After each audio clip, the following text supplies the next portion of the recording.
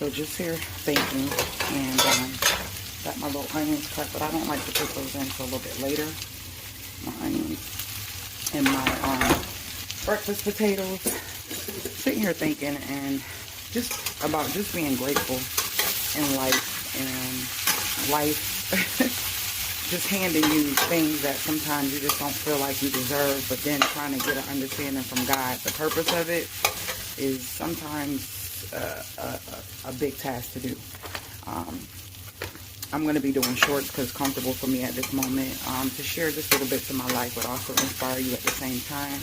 I got some boiled eggs I'm going to be making, and I have some baking here, and I'm going to be baking some chocolate chip cookies again for my daughters. That's one of their faves. So yeah, just have gratitude and be grateful for something. There's something you could be grateful for.